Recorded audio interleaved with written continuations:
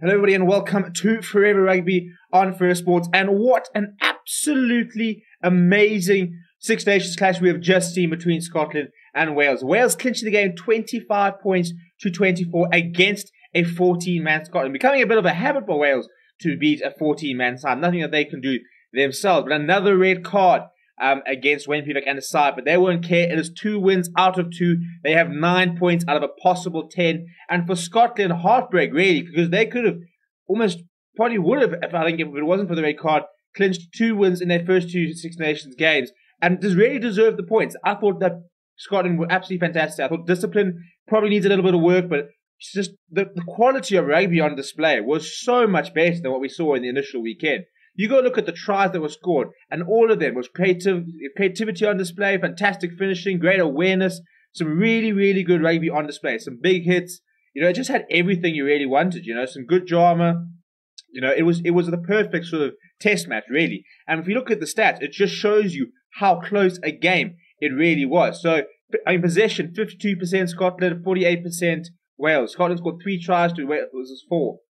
11 defenders beaten to 6 of Wales, 5 clean breaks to 4, 1 all flow to 4, 10 turnovers conceded each on the defence, 96 tackles made by Scotland, 116 made by Wales, 11 missed by Scotland, and 27 missed by Wales. So Wales, who characteristically, especially under Warren Gatland, was so good defensively and was so difficult to break down, kind of losing a little bit of that aura, really. It's just, I think that defensively they've kind of struggled a little bit, and that's what made Ireland gave Ireland the opportunity last week to come into the game. It was the same as Scotland, where despite going down to a 14-man side, Scotland managed to score a fantastic try through Stuart Hogg, who scored 2 tries, both very, very good, and showed the quality of the Scottish captain. And then 3 turnovers won by Scotland and 6 by Wales. At the breakdown, Scotland won 82 rucks compared to the 66 of Wales. They lost 3 each. The ruck win percentage was 55% for Scotland, 43% for Wales. 2 mauls won by Scotland versus the 6 by Wales. Lineouts lost 2 Scotland, 1 Wales. 6 scrums, 1 for Scotland, 2 for Wales. They each lost a scrum, and the scrum percentage was 67% to 22% for Wales. And in terms of discipline, 11 penalties conceded by Scotland versus 10 conceded by Wales. So it really was a very, very even game across the park. And we saw some incredible individual moments. But I just think that, Scotland maybe could have just been a little... Look, I'm not going to actually say that because, I think there were times where Scotland were trying to almost be a little bit too expansive. And, that final run by Duran van der Merwe where he kept tearing down the wing and had an opportunity to try and pass it back. If he had maybe kept that in play and they tried to recycle possession, they could have potentially gone and scored. But having said that, it was that ingenuity, it was that flair that we saw from Scotland that made it such a good game and made for so many good moments, But if we look at the big players, the point scorers for Scotland, Finn Russell, 9 points off the boot, a try for Darcy Graham, 2 tries for Stuart Hogg.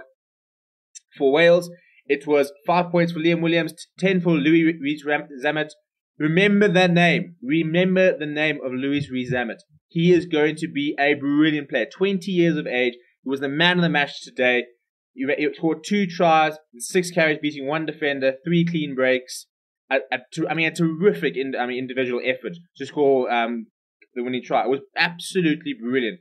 Kick ahead, get around there, and even towards the end, they had a fantastic kick after a turnover ball to pin Scotland right back inside their half, which was contributed towards the win. So a star is really born, and I think that if he were to try and make a late call up for Wales, this is how you do it. If he keeps playing like that, for the Lions, he could very well find his place on the plane. But in terms of meters made, Darcy Graham made 61 meters across 9 carries. Duran van der Merwe made 35 meters across 8 carries. Stuart Hogg made 57 meters across 10 carries. For Wales, the big ball carriers, the centres, Nick Tompkins made 18 meters over 9 carries, and Owen Watkin made 50 meters over 7 carries. In terms of the big defenders, Hamish Watson, what a player. Absolutely immense for Scotland. He must be pushing for a starting berth in the British and Irish Lions tour. 17 tackles today, not 1 missed, and 2 turnovers. A brilliant, brilliant performance by the flanker. He made 7 more tackles than the next best Scottish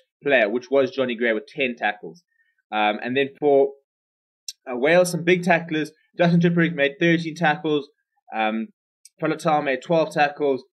Elwyn Jones made 10 tackles. Ken Owens made 12 tackles. Thomas Francis made 12 tackles. So a big defensive effort by the Welsh forwards. But, you know, you look, the big moment, the moment we're going to tell about now was the red card to Xander Ferguson. And it's caused quite a lot of debate, with a lot of fans saying that they felt that the yellow was justified, but not the red. But the problem is that Xander Ferguson came from quite a long way back, came diving in, didn't really wrap his arm, which was made more difficult by the fact that there was another Scottish player in the way, and then did make contact with the head.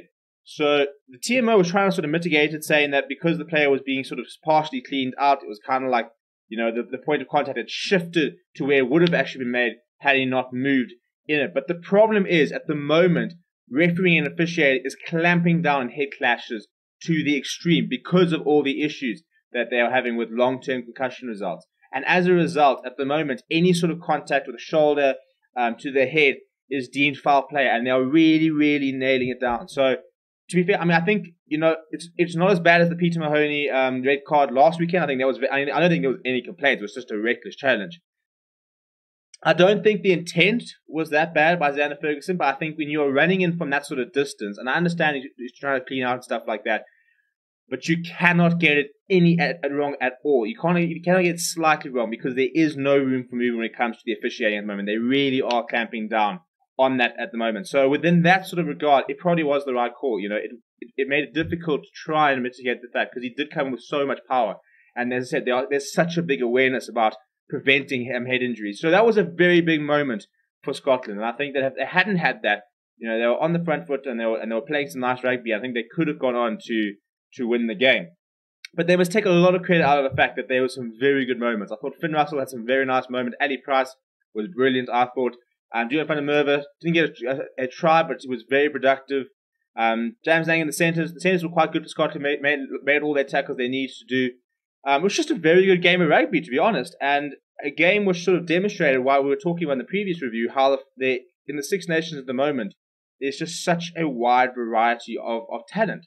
And the sides are so much even than we've seen in the years. And I think you've seen quite a big gulf between the traditional top five and Italy. But between the top five, you know, we're going to see a bit more tomorrow with France and Ireland. But I do think that, you know, Wales edged Ireland with Ireland there was 14 men, and then Wales edged Scotland with 14 men. So I think there's a lot of issues that Wales need to sort out. Scotland, I think, are playing some really nice rugby, and I think, you know, as a neutral, if you sat down to watch the Scotland game, by the end of it, you would have been wanting them to win. And I think they'll probably pick up a lot of neutral fans, because they're playing nice rugby. You know, they're throwing the ball around, they're being quite inventive. They've got some really nice players that are really watchable. Finn Russell and Stuart Hogg are two amazing players to watch. Hamish Watson, you can't help but appreciate all the work he does. So they really are a very good side, and I think they're only going to get better. So they could become quite a dark horse in Europe and in the Six Nations. But let me know what you thought of the game down below. Smash like on the video. Please do subscribe to the channel. We are on the road to 1,000 subscribers, so I really appreciate you subscribing. My name is Stephen, and I will chat to you very soon.